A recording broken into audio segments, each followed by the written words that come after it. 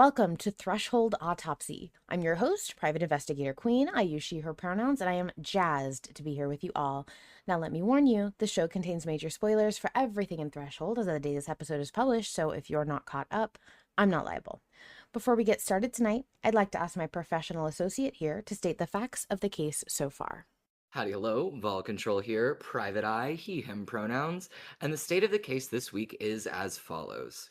Although Arthur decides to pursue Leonard Gilbert first, it's clear there's no love lost there. John speculates on the possibility that Leonard may have some genuine experience with the supernatural, which leads him to also wonder if they may not still have a target on their back. Leaving the office, two strays appear, the dog and Parker, who hastens to send John away so he can talk with Arthur. He leads him to the old burnt-out abbey near the office and describes an experience he had, light shining through a remaining window that reminded him of the hope and community that the church represented in his childhood, that felt like a sign. The question this week is, do we involve Oscar, Arthur's present connection to the church, or leave him out of it? What a chapter! It was adjectives that I haven't used already. So many different threads weaving Yeah. into each other. Very interesting. It was very complex. I really like the layers, the flaky pastry layers of Threshold. Well, and I'm also really glad that it doesn't feel like we're putting too much on the back burner. Like it feels like I thought that it was going to be longer before we spoke to Parker again. I didn't think that there was going to be more movement with what was going on with him. You know what I mean? Yeah, I keep thinking once we hear from Parker, we won't hear from him again until at minimum the next part, Yeah, if not exactly. the part after that. I'm not expecting a lot of Parker, but he's very present. He's very focused in this area. It makes me really curious as to how quickly Parker's arc is going to be over. Yeah, I wonder. Or if not over, like what is the next stage? You know what Yeah. I mean? Because it does feel like we are on like a short deadline with how like much his body is decaying and the fact that it's already been, weeks before Arthur even was willing to acknowledge Parker and talk to him.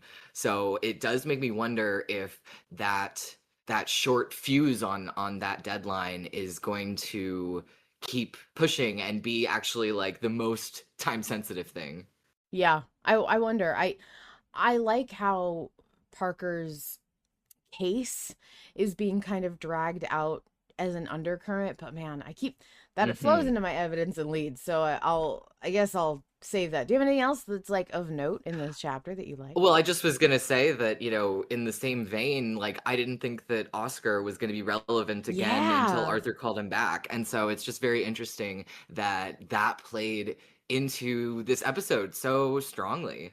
Yeah, I know that Harlan in the past has said one of the characters he's most proud of is Oscar because he wanted to write a character that had a relationship with religion that was generally positive, or a religious character that wasn't necessarily tied up in like the shit that religion can tie you up in, the kind of the Right, right, good right. part of it. And I'm really eager to see how the Parker Oscar parallels play out. Yeah, yeah, and that kind of leads into my evidence. So we might as well Might as well get just get into to our it. evidence and leads. Yeah. So what was your evidence for this week?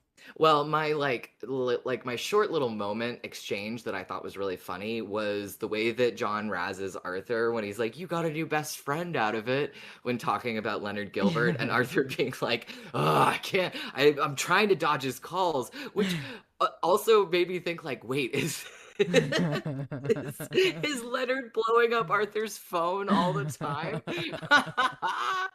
I really can't wait to see what that dynamic is now that are getting increasing context about the fact that apparently it's not like a contentious relationship from both sides. It's like Leonard is maybe an Arthur fanboy. Well, didn't he say to Puckett, don't tell him don't tell him I was here, or don't tell him it was me who referred you, or something like Yeah. that? Yeah. And I think back then we were thinking like, oh, like, well, we did think that maybe like there was a contentious relationship, but we also felt like, oh, well, maybe things like went sour or went badly during that Yeah. case, but Leonard knows that like Arthur is a good detective that knows about the supernatural. But now it's seeming like Leonard might be an Arthur I fanboy. think, to me, I read it as like your little sibling who keeps begging you for the controller to the Yes, Nintendo, and yes. like you're like, oh my god, leave me the fuck alone. And they know that you're annoyed, they know that you're irritated, but they do not, that is not an issue for them. They just want to be Right. near you. Yeah, yeah, for sure.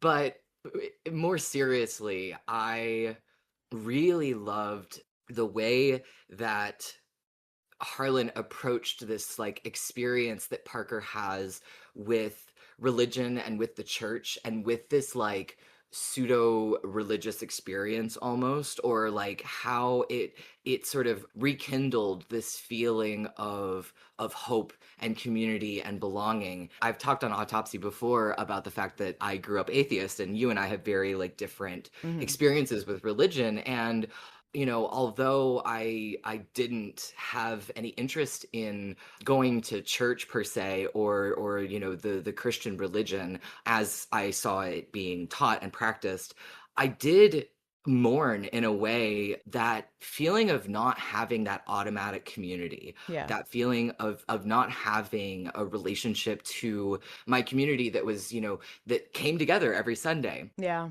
And as I've gotten older and as I have fostered a community of my own in the town where I live, I have been helping hold together a queer group here in the town where I live, in the conservative area where I live. And we have a huge prevalence of churches in the town where I live. There's a joke that there's more churches than trees in this town.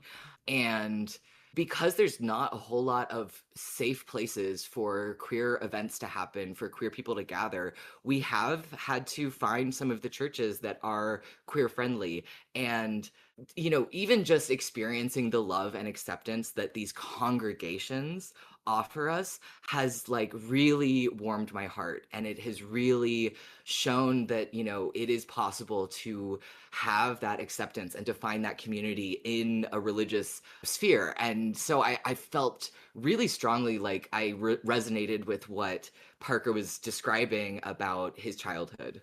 Yeah, I think I'm just gonna piggyback on that and say this was the chapter.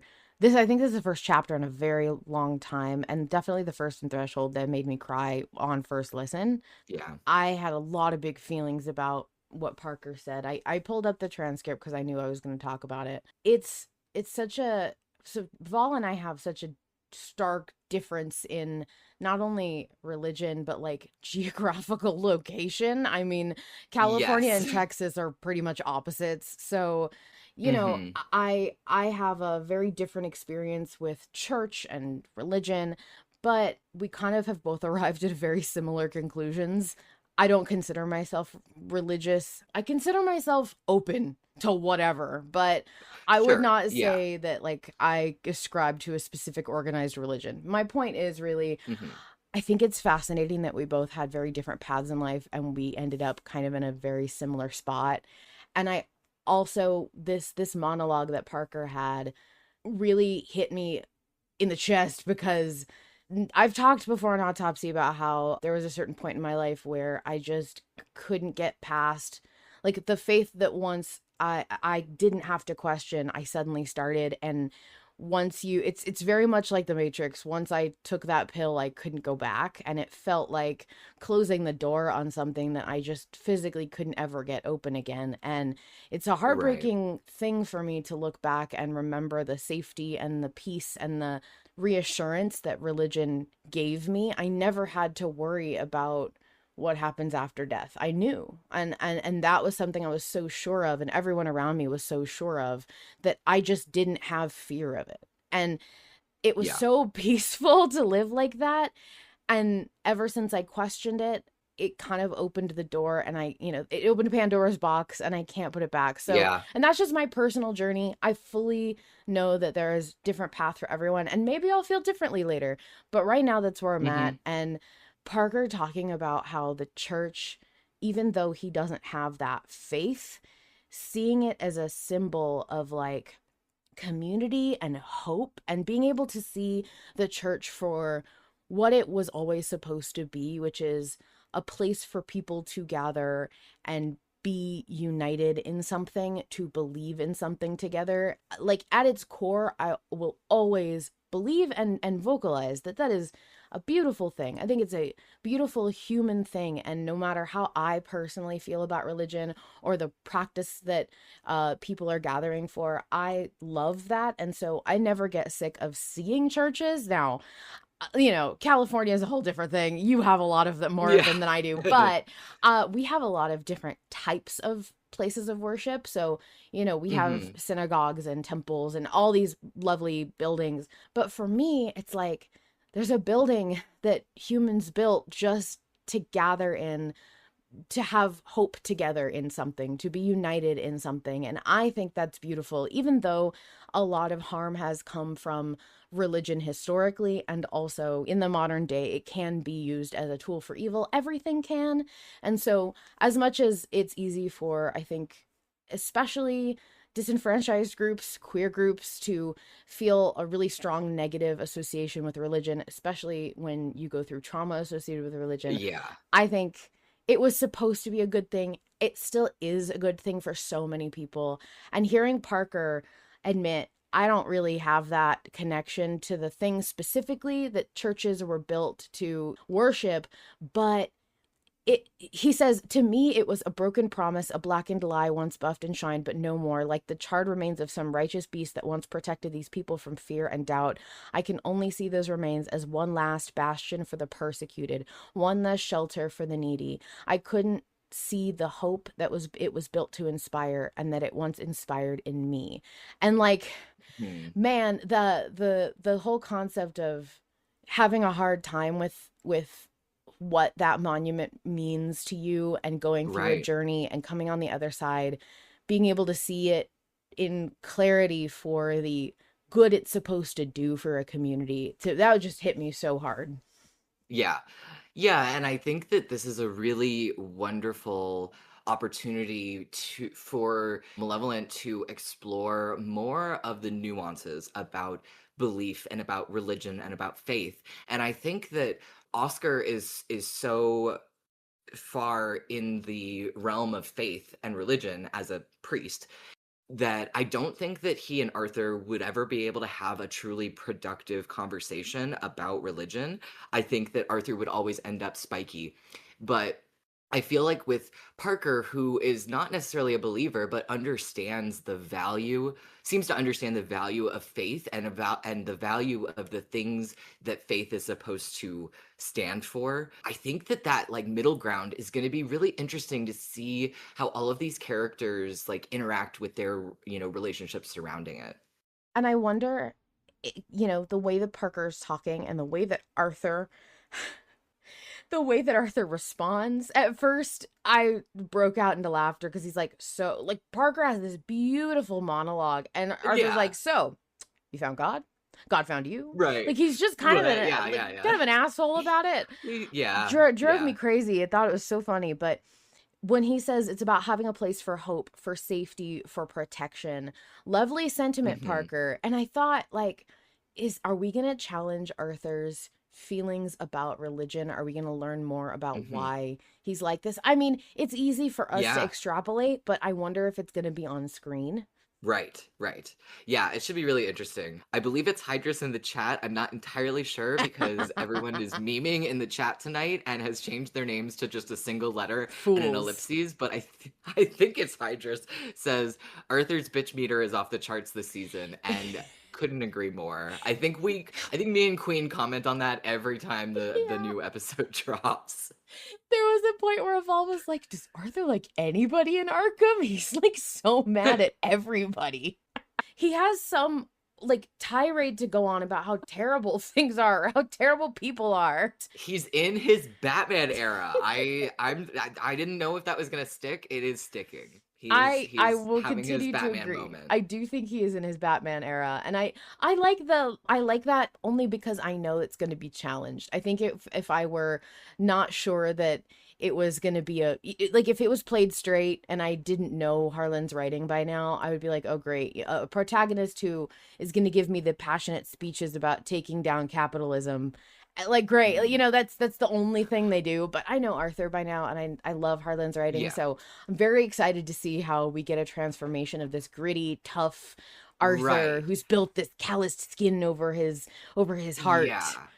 That's the thing, and I do think that it's becoming, yeah, apparent to me too that this is the baseline where we needed to start. We couldn't have like more vulnerable and more like empathetic and like gentle-hearted Arthur to start this season off. I think we needed to reset him to hardened, ready, driven, and kind of almost stoic in a way, so that we could have some room for that to be challenged and for emotional like growth and development, I think. I agree, and I think so far it's going great, and I'm eager to see what part Faro plays in that. Yes, yeah, absolutely. Well, and that's, those are that's what somebody said was the only person that Arthur Lester likes in Arkham is It's Faro. Faro, yeah. And yeah, and I think that has been wonderful to see that we do get to see that like lighthearted and warm and quick to laugh and like have some joy Arthur whenever he's around Faro.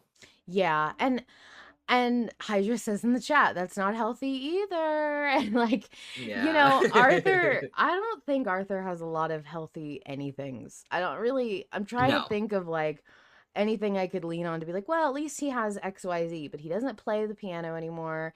He doesn't have a hobby outside of working, it sounds like. And I do understand that his work gives him enrichment, right? Like he Yeah. likes the puzzle of it all, but that's not really Yeah. a hobby or an outlet. Yeah. And meanwhile, he has John in his head who fully has a second life as a writer. Right. Right. I mean, Arthur will do anything but go to therapy. I think that's like a running theme. So, Well, because he has John. That's the right, therapist. right. So, what was your lead this week?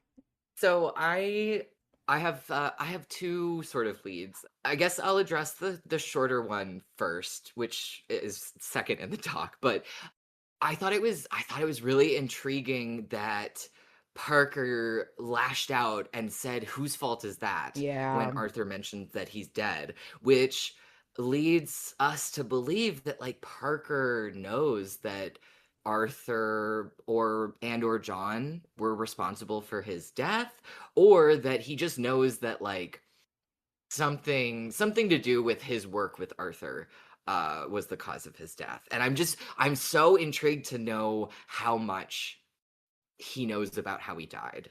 Yeah, the fact that we're still very foggy on what Parker knows and doesn't know is chilling. Yeah, and I was speculating this episode upon re-listening to it that I wonder how much Parker knows about Arthur's experiences just from eavesdropping, because he's been listening to Arthur talk to himself or talk, with the one-sided conversations he's been having with John for weeks now. And I think that that's how he's picked up on some information. Like somebody in the chat mentioned that Parker doesn't seem surprised when Arthur references his own death. And I wonder if Parker picked that up from like listening in on Arthur Yeah. and John talking. Yeah, it's very curious. And you know what? Like to kind of slightly backtrack, it's so funny because after the second listen through of this chapter when he's talking about the church, I thought, wouldn't that be kind of the perfect lure for like a some kind of malevolent entity to like be in an abandoned church and use that kind of to Mm, pull spirits or whatever Parker is in and make them feel like I can keep you safe. I'm your hope, I'm your light, but they have a very devious mm, intention. I don't know that that's exactly what I think is going to happen, mostly because I'm not sure if we want to go that far in saying the church is bad. Like, uh, Yeah. No, that's a good point. That's a good point. but I do think like it's a little nerve-wracking to hear Parker feel like it's a good thing in the same way that Yeah. I was glad that he felt all those things. I also was like, Yeah. okay, there's Yeah. something there. Yeah. It's suspicious. So for Parker to only remember some things, not acknowledge these weird side comments that Arthur's making, I gotta wonder, Mm, like, is he even really listening to him? right. Hmm. I don't know. Hmm. Well, while you were talking, all I could think about was I wonder what the visitor, the entity that killed Puckett, I wonder what the visitor will look like if Arthur and John see it again. Because they saw it through the death vision, which leads me to believe that either because of the death vision powers or because it's John who's perceiving it, they saw it for what it looks like objectively, I guess. But I'm so curious to know if they might see something else if they see it in person, or will it always look like something to them that it like and look different to someone else? Oh man, there's just so many interesting unanswered questions. Yeah, Hydrus in the chat says it could be Parker. The visitor right now could literally be the Right. Parker we're talking to. Yeah. And then my other lead this week is more to do with what BJ says at the end before introducing the vote. So Mm. maybe I'll leave that until we get to vote talk and we can go on with your evidence. Okay. So I already gave some of my evidence because it was connected to yours, and I Yeah. didn't want to lose out. My other piece of evidence is this is conglomerate. I love it.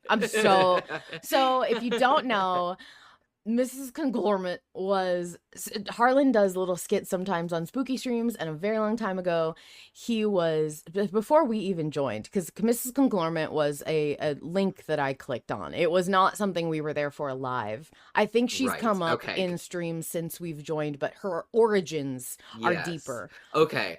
Okay. I'm glad you said that because like I have low key been like, who the fuck is Miss Conglomerate? Like I kind of knew the references from picking it up on the spooky streams that we have seen, and she's like supposedly like Arthur's landlady or something in the like spooky stream like joke canon.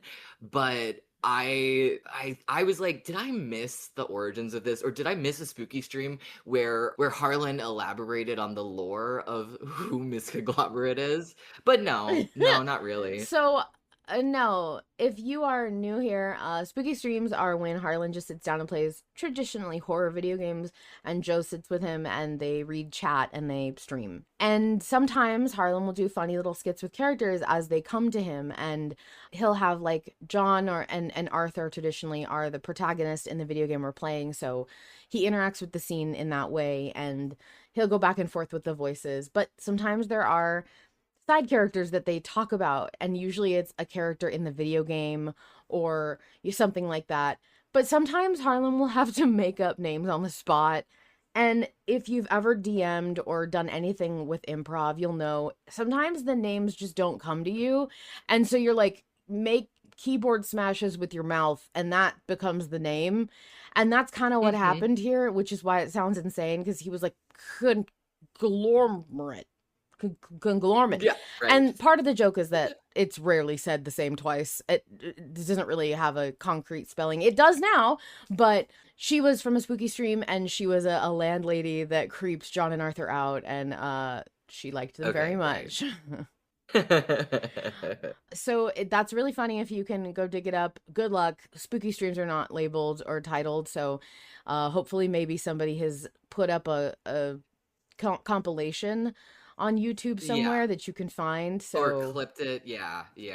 but that lore was, I love little nods like that to people who've been around or people who know, but they're not so much that you take you out of the story. Yeah, And I yeah. just thought it was a fun, silly little thing, and I think I have so much affection for it because it's an acknowledgement of a community that cares so much about the show that Yeah. it feels authentic. It doesn't feel like pandering. So I thought that was really fun. Yeah. Yeah. No, I agree. I think it is really fun what Harlan decides to sort of pick from like the meta, quote unquote, in a way, to sneak into Malevolent as sort of little Easter eggs. Yeah, yeah. What was your lead this week?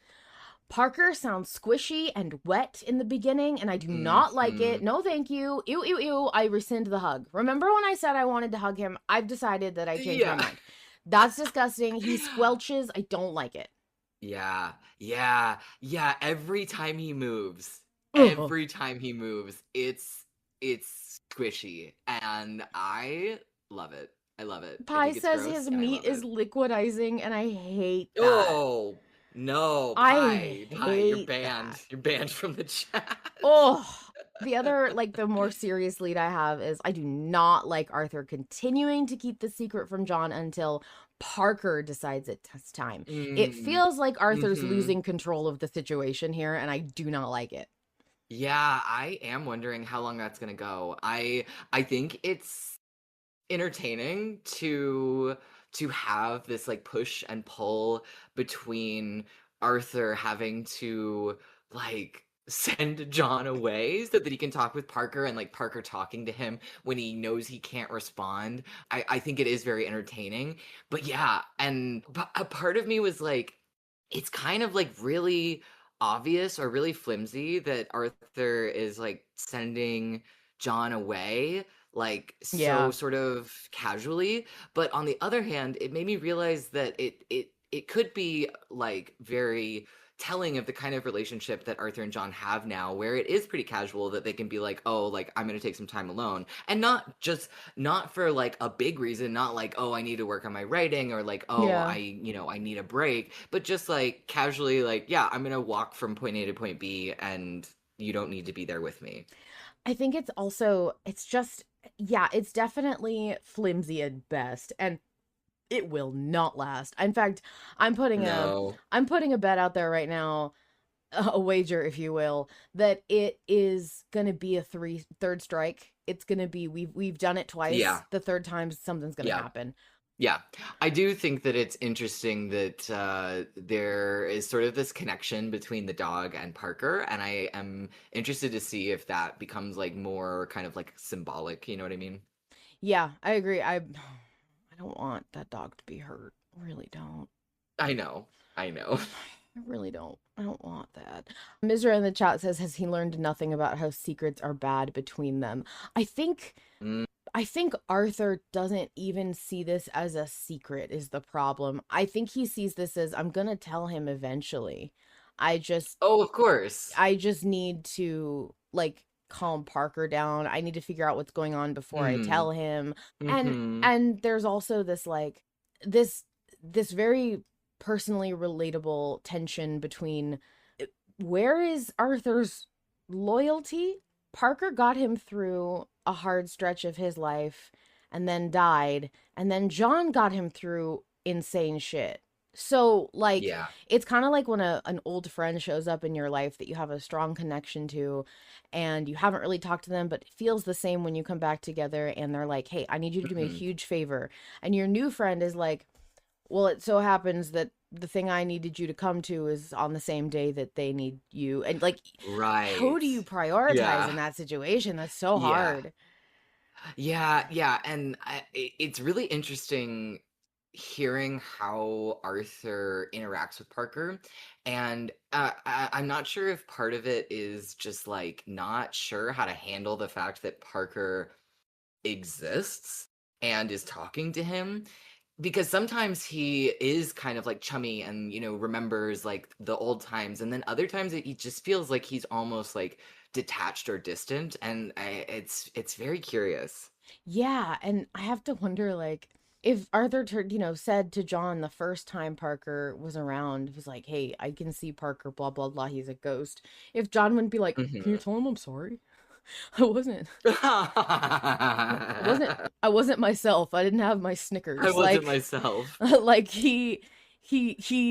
hadn't taken his nap or something. Like I wonder if John would try to make up for that to Parker, or if he would be like Mm, immediately threatened by Parker, or if he right, would be, right. Or suspicious. yeah, well, I because mean, what? this He's already is, suspicious about the dog. He's like, what if it's not even actually a dog? Like, you remember? And it's like, yeah, John, yeah. We well, we remember. well, the other thing is that like if you if you think about it, it reminds me of that trope in sitcoms where somebody gets a new cat or a new dog and the roommate hates it because the animal is only awful to them. And Right, whenever right, the right. person turns around, the animal's being really sweet. And it reminds me of the idea that John might be very nervous about Parker and be like, Arthur, we have to be careful. And Arthur's like, yeah, I know, but clearly your emotions are skewed because you are like threatened by Parker. You're anxious that you can't have control over this part of my life. And I can see this being a tension in the fact that John has something that Arthur doesn't in his writing. And now Mm-hmm. Arthur has Mm-hmm. something that John doesn't, which is this Yeah, relationship that John can't touch. yeah. Yeah, which reminds me, I cannot wait to see what the John and Oscar relationship is like now. I can't wait. My dream is that they make jokes about his missing arm.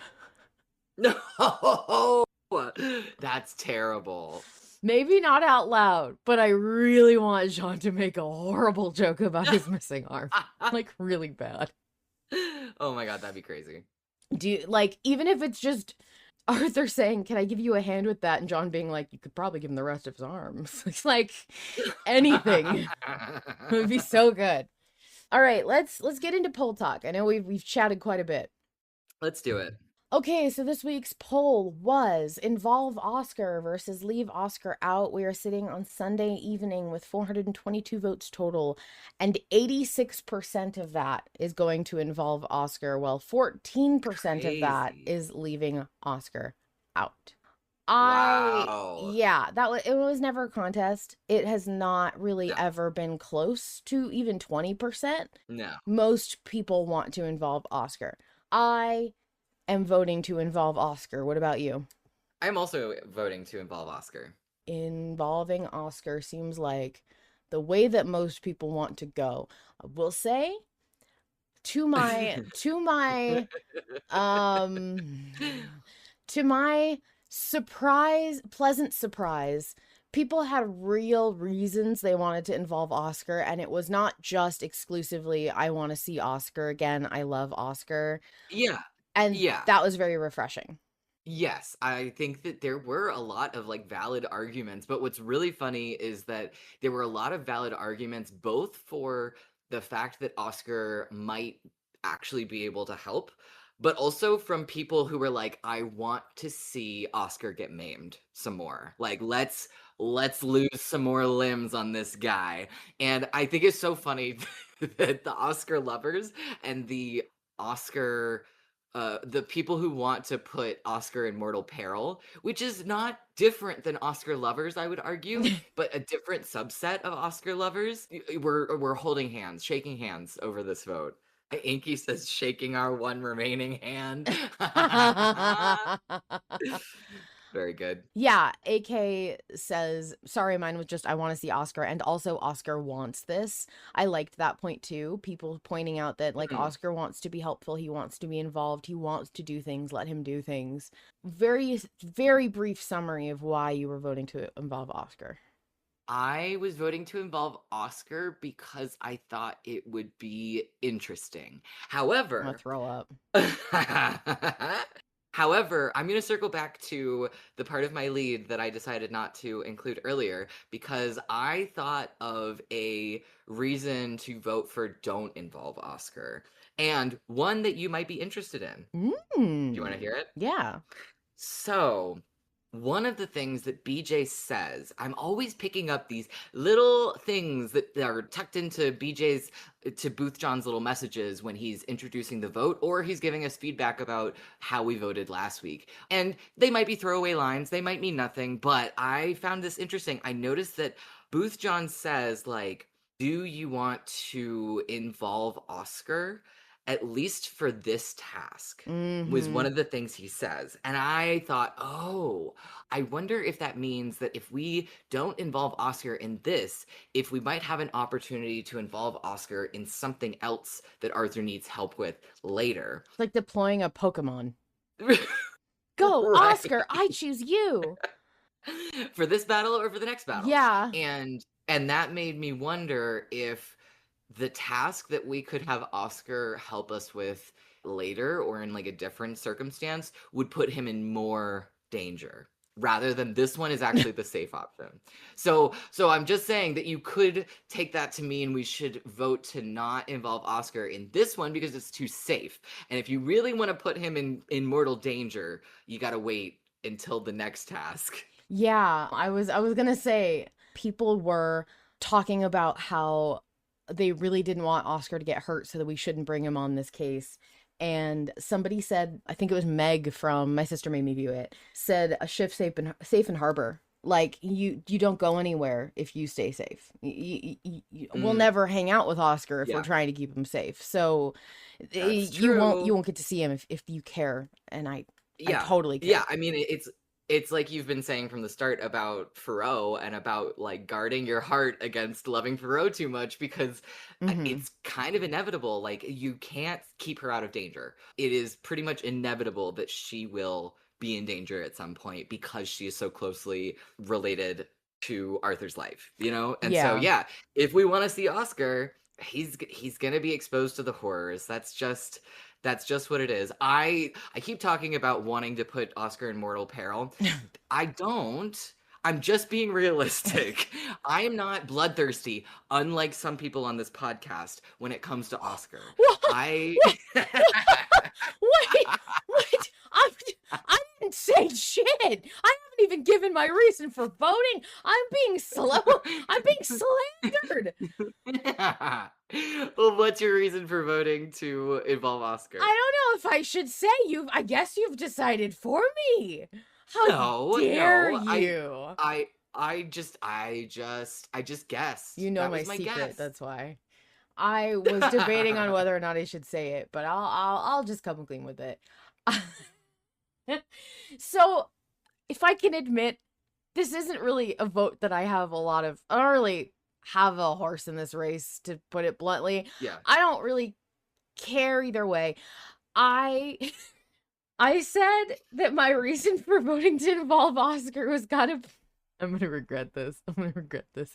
Was kind of because I'm thinking if I can kill every NPC other than Charlie, Harlan will have no choice but to just focus on Charlie for the rest of the podcast. So as many people as I can take out now will have to get to Charlie quicker because they'll have nobody else.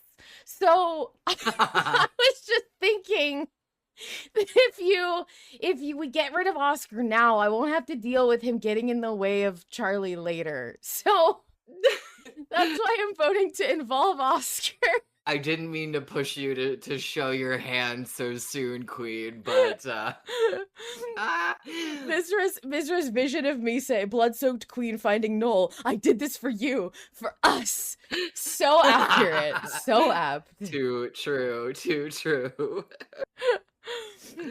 Yeah, I think no. it's a valid reason. You know what? We all have our reasons, and honestly, like I'm proud of you for voting beyond logic. This feels like you voting with your heart. You It know? is. It's just that I did not form an emotional bond with Oscar in Malevolent Blackstone, and no one. The joke is that the reason I say who is not because I don't like Oscar, but because we chose to forget him, and I thought it was funny. Yeah. That's the gag. But I just Yes. I don't feel one way or another about Oscar. I kind of just don't care. In the same way I didn't care about Lilith for a long time. So, like, maybe this will make me become an Oscar stan, seeing more of him and getting more stuff Yeah. from him. I highly doubt it, but like maybe It I'm could not. happen. Yeah, I'm Yeah. not. The percentage is never zero. So, Yes. cool. So I am voting to involve Oscar primarily because I'm kind of hoping that this takes him out. But that's a side quest. It's not really the main like thing I want to happen in Threshold. Well, and I know for sure that when Oscar is more central to the episodes, we're gonna have nice things to say about some of his interactions and some of the things he says. I know that's gonna happen for Yes. sure. Oh, for sure. Harlan doesn't write characters that I don't like at least a little bit. So, Oscar is probably great. And to be fair, I haven't listened to Oscar's stuff in a while, so, maybe there's stuff there that would resonate with me now that I just didn't feel before. Mizra says, really hope this arc turns Queen around. She was indifferent about Noel to begin with, and that is a very true. I did not have Mhm. feelings about Noel, and I am on the record saying that I assumed he was dead, so I didn't care. I don't know who she was. Why do we care about that guy? Yeah. I remember that queen. I remember that queen. She was a different person. She was. Baguette says, if we're banishing Parker to the Shadow Realm, can I beg for mercy for my dearest girl, Molly, please?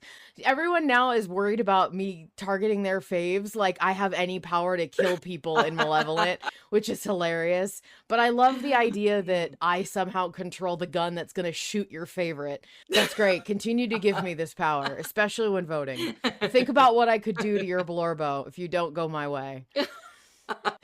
Let's listen to some other people talk, shall we? Let's do. Hi, it's Soup, pronouns they, them. I do not trust that dog. My first thought when it was introduced last episode was there might be something up with it, but it's probably just a one-off thing. But now it's back. And how did it get to Arthur's office? I thought the implication was Arthur took a cab home from Edwin's, and I guess it could have followed the car, followed Parker after his walk and revelation with the church window. But why could it see Parker at all? I also don't like that it's so easy to make John want to go into timeout. That dog is either scheming or is a pawn in someone else's scheming, and I don't trust it one bit. Anyways, Oscar is the exact type of ally Arthur needs. John and Arthur are yearning for someone who can understand their world, and Oscar's the closest they have right now. He doesn't have as much explicit supernatural experience as, say, a certain detective who may or may not be in Spain right now, but he helped Marie and Hattie deal with Scratch, and he was exposed to the stuff at the farm, so he's not brand new to this. Also, he's got a good hold on the mundane horrors, like hitting the butcher over the head with a bedpan and helping Marie cover up the death of her husband. He's the whole package, really. The person I am worried about is John. Like, okay, Arthur's throwing himself into PI stuff and has always talked up how good Parker is. And now Ghost Parker shows up and he needs all his attention. And to top it all off, the guy they worked with before, because Arthur didn't think John would be able to guide them on his own, shows up and is taking some of the load off Arthur's back. I think that'll put a strain on John. Even Parker, who is rotting away in his own body, is able to do in his own investigations when John really isn't able to. John and Arthur are, for better or for worse, stuck together. They chose this, but I still think John wishes he could be more helpful. Thank you so much. Good soup.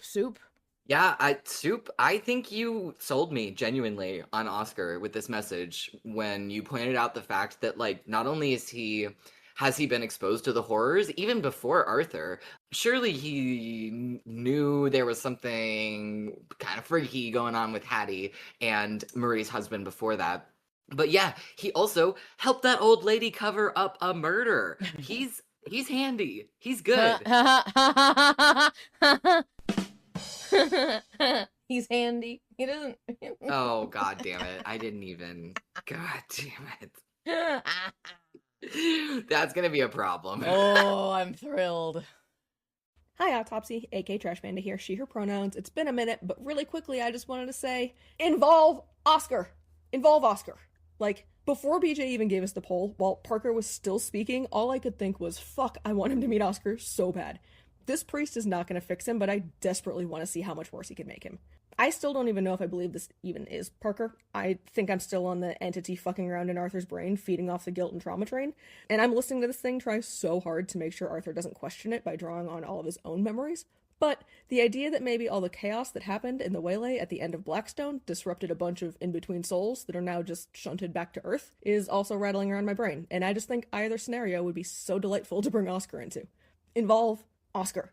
He's literally never wanted anything more in his life than to be involved. He actively embeds himself every moment he can. Please, for the love of Oscar's God, let this one-armed man live his best life.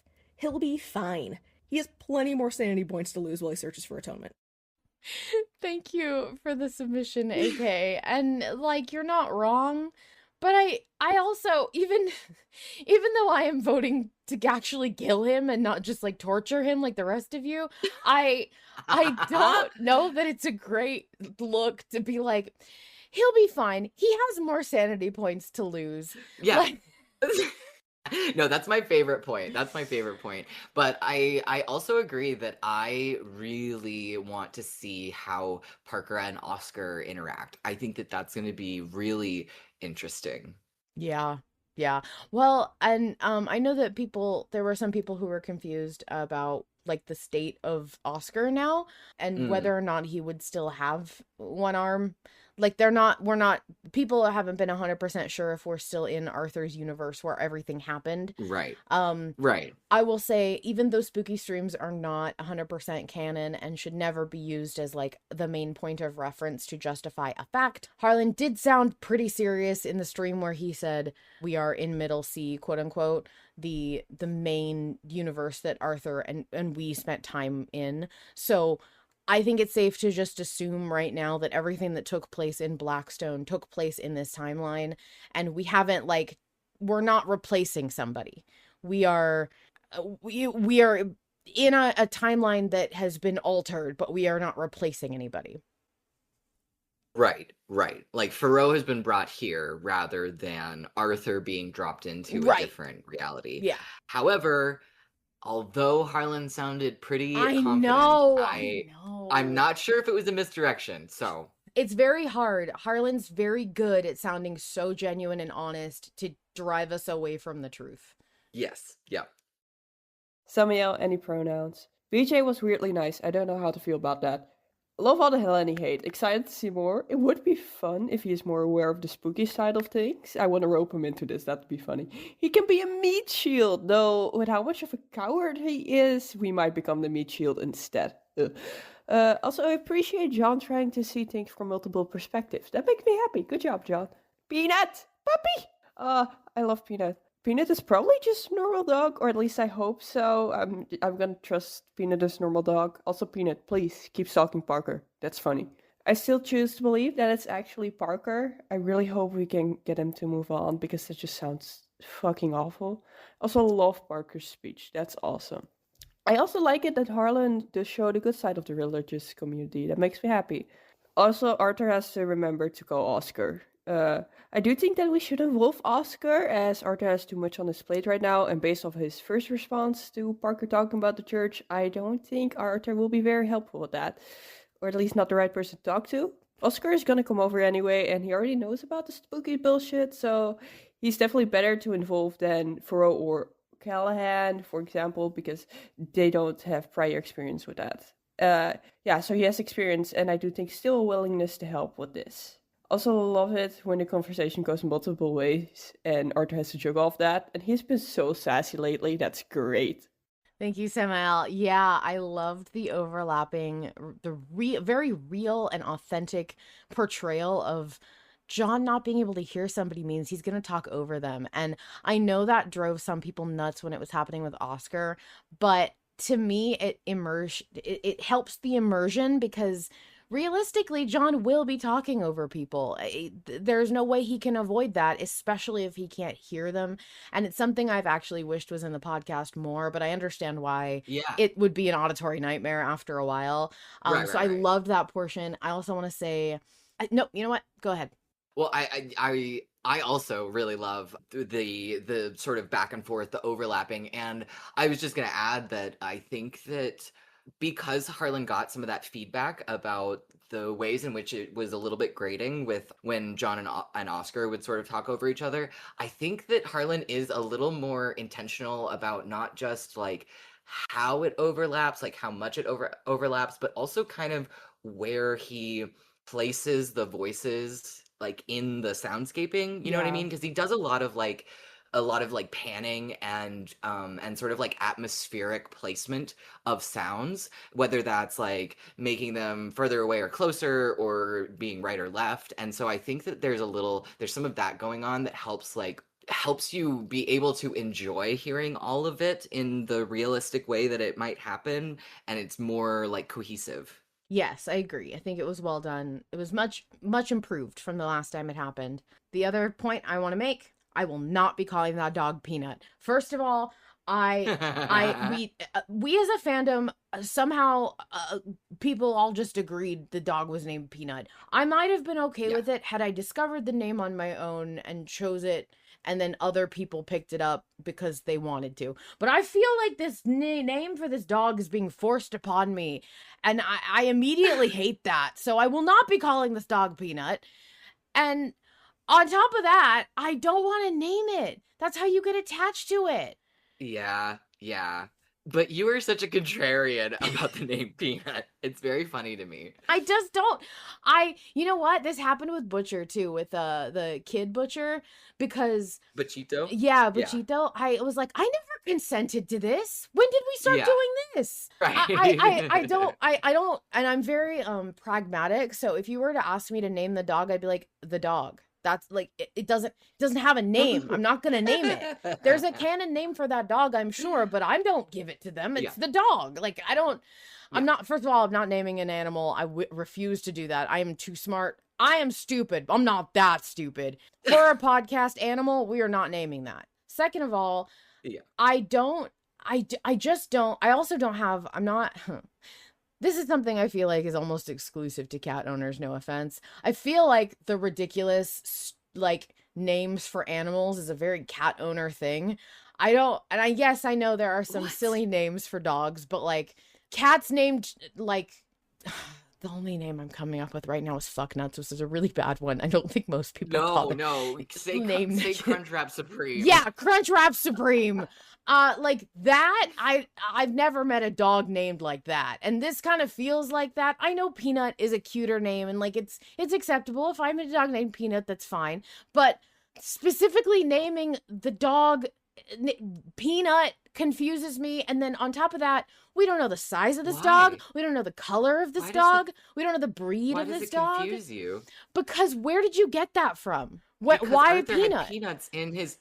Because Arthur had peanuts in his pocket from the bar when he saw the dog and he offered the dog peanuts. But that has nothing to do with the fucking dog. The dog didn't. Yes, it does. He offered the peanuts to the dog. That's Arthur's decision. Call Arthur Peanut. The dog ate the peanuts. Call Arthur Peanut. He made the choice to offer peanuts.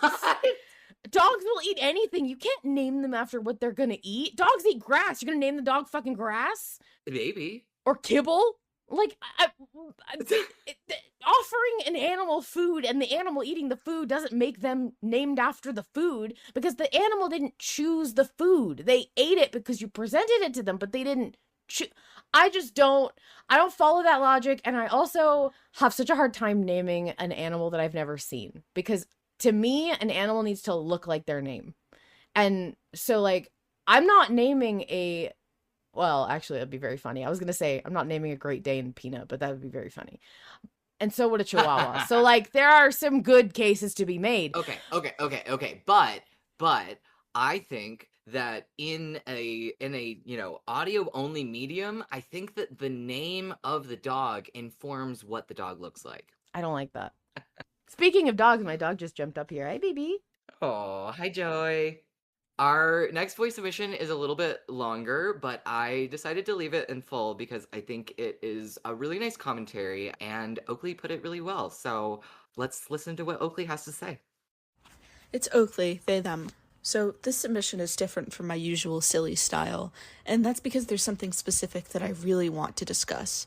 It doesn't have to do with the vote, and it isn't even specific to this chapter on its own. Instead, I want to talk about motifs and a tiny bit about Malevolent's historical context, which will come up later. The motif of light is one we are all familiar with. Light is hope, and firelight especially represents Pharaoh, or by extension, young children.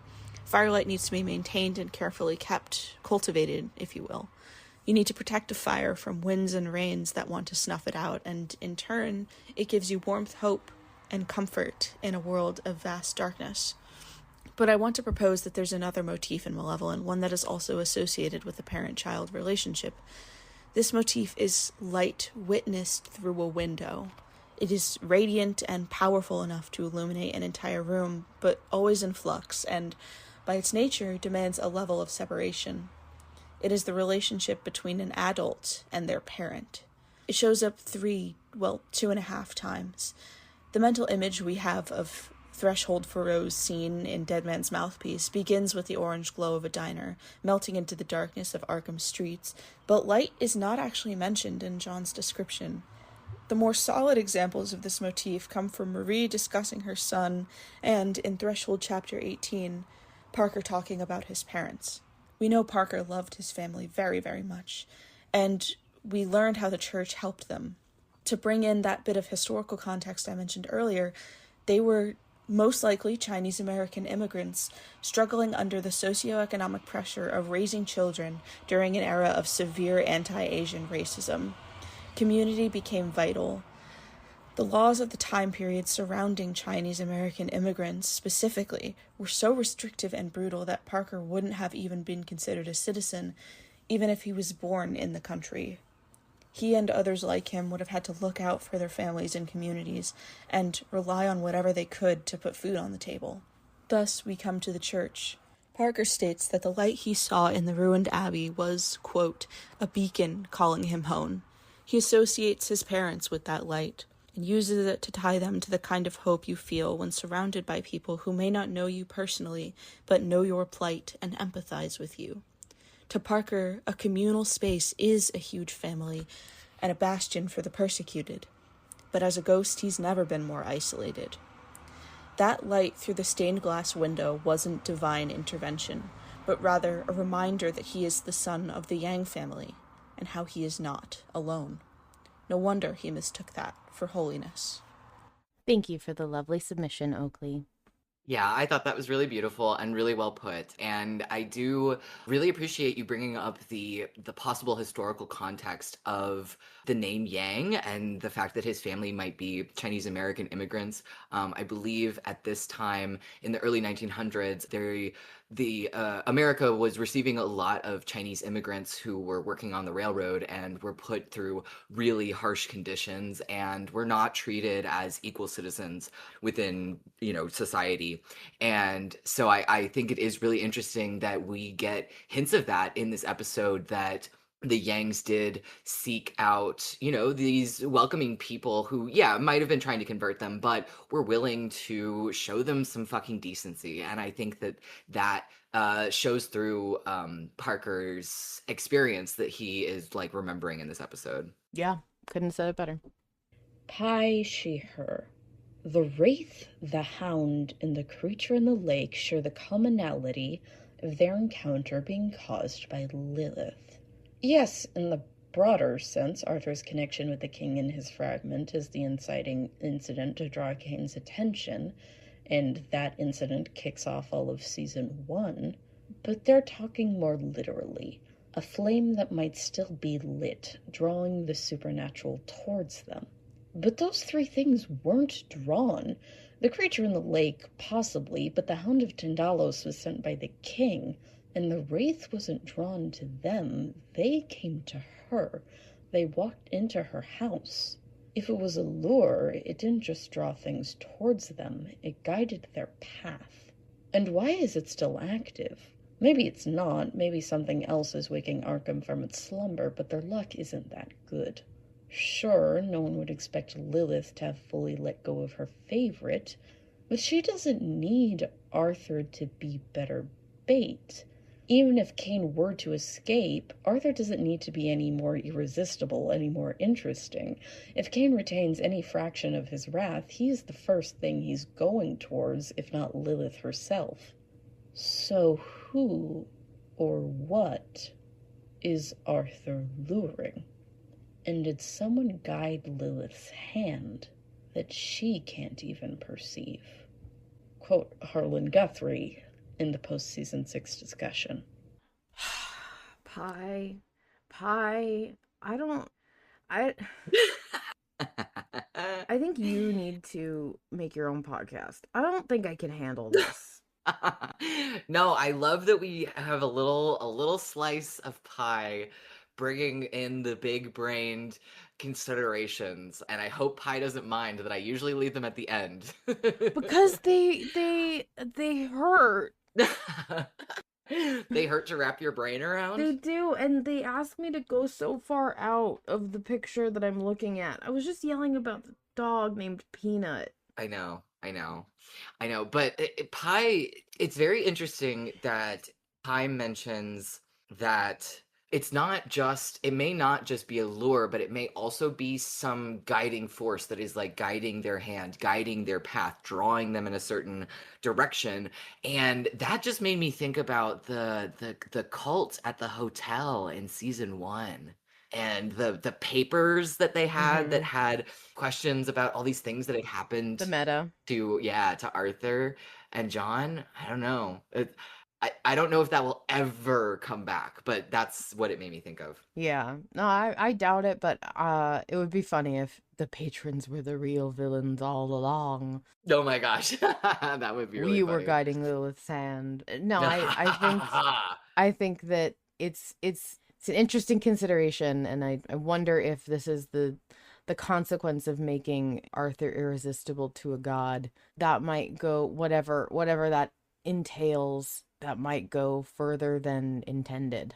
I mean, Yes, it makes me think absolutely. of, when you put a tracking device on somebody, it's not like it's a localized thing where only you can track them. Right. Yeah. Yeah, I wonder what other outer gods are hacking into the the tracking Hacked device into Arthur's that Lilith- mainframe. Yeah. Okay, guys, this has been a fun episode. I have loved every second. You are wonderful. I do not understand why you named the dog Peanut. I know it's, Arthur fed him peanuts, but I just can't.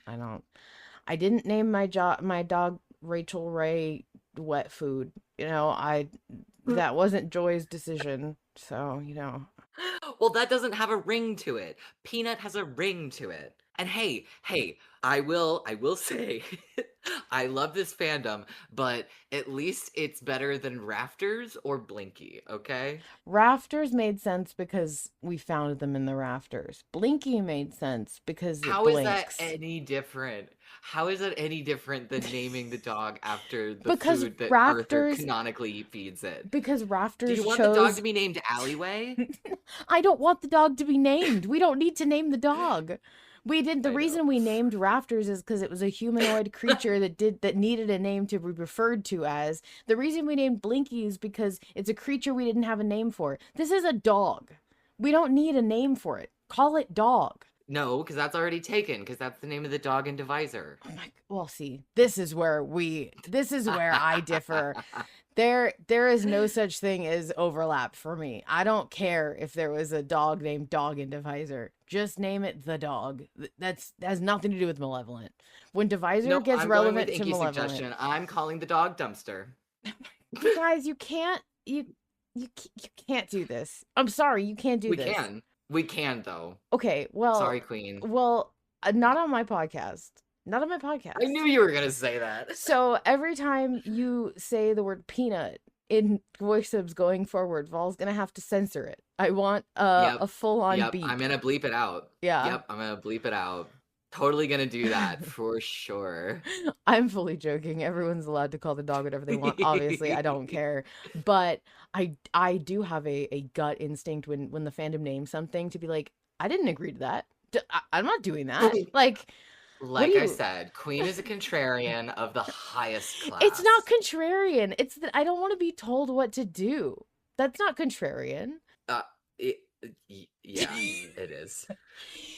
I disagree. Anyway, so if you as a listener want to be part of the show or participate in the community around it, visit bit.ly/Malevolent Autopsy to find out how.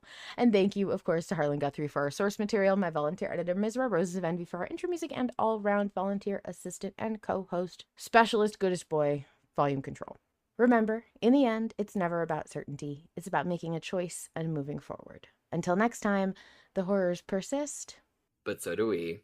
Have a great night, everyone. And name yourself Thanks after the for last fucking hanging food in you ate, I there. guess. Good night, everybody. Good night.